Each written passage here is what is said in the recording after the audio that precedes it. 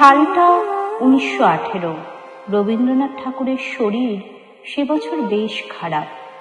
ডাক্তাররা বারবার পরামর্শ দিচ্ছেন, কাজকর্ম এবার বন্ধ করুন, একটু বিশ্রাম নিন, লেখালেখি একেবারে বন্ধ।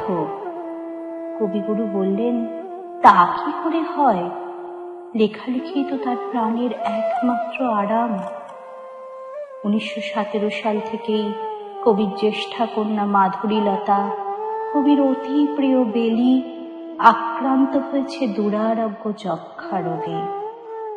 আর মাত্র কয়েকদিনের অপেক্ষা, তারপরেই জীবনের বৃন্ত থেকে ঝরে পড়বে শুকনো বেলি ফুল।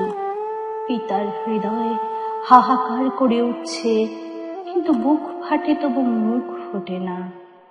কবিগুরু রয়েছেন অবিচল, একের পর এক রচনা করে চলেছেন বলাকার কবিতা, গেয়ে চলেছেন অজস্র গান, যেন সব দুঃখ বেদনা ঝর্ণার মতো ঝরে পড়ছে রবীন্দ্র সৃষ্টি হয়ে।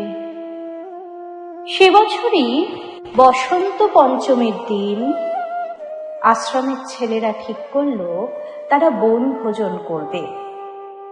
সীতাদেবী উপস্থিত ছিলেন বনভোজনের দিনে। তার পুণ্য স্মৃতি গ্রন্থ থেকে জানা যায়, এবছর বসন্ত পঞ্চমীর দিনে ছেলেরা ঠিক করেছে তারা সুরুলে বনভোজনে যাবে। রবি ঠাকুর সবসময় চাইতেন আশ্রমের ছেলেমেয়েরা নীল আকাশের নিচে প্রকৃতির নিবিড় সান্নিধ্যে বেড়ে উঠুক, তাই তার তরফ থেকে সম্মতি এলো অচিরেই। কবিগুরু তার সঙ্গে যোগ করে দিলেন, এবছর তিনিও অংশগ্রহণ করবেন বনভোজনে। মেয়েরা তো মহা উৎসাহে সেজে গুজে কবিগুরুর সঙ্গে চলল সুরুলের পথে, আর ছেলেরা কবিগুরুকে কাছে পেয়ে তারা তো মহা আনন্দে আত্মহারা। চলল বনভোজন। বনভোজনের শেষে শুরু হলো অনুষ্ঠান। একের পর এক গান, একের পর এক কবিতা, সবাই কণ্ঠ উজাড় করে দিয়ে গান গাইছেন। ফাল্গুনী থেকে একের পর এক বসন্তের গান। শেষ গানটি গাইলেন রবি ঠাকুর।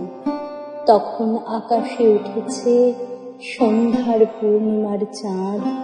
সন্ধ্যা গড়িয়ে রাত তখন হয়েছে গভীর।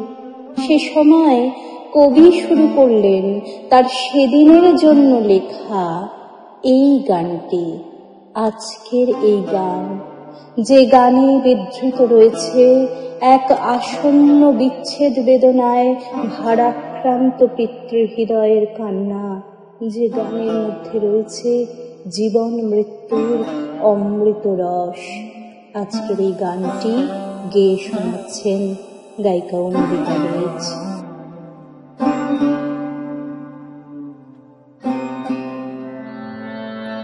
আজি বিজন নিশীথ রাতে আসবে যদি শূন্য হাতে, আমি তাইতে কি ভয় মানি জানি, জানি বন্ধু জানি, তোমার আছে তো হাত খানি আজি বিজন ঘরে।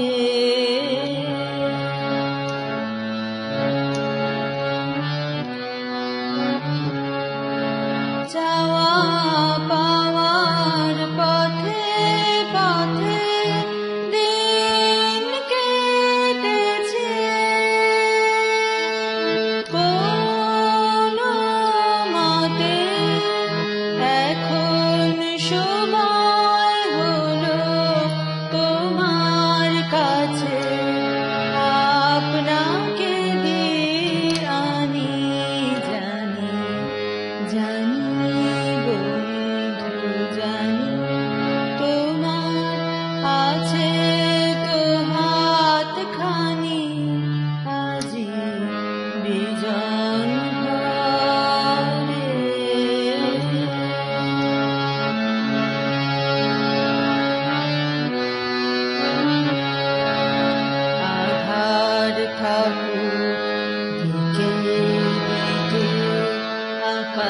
ভাস্কর।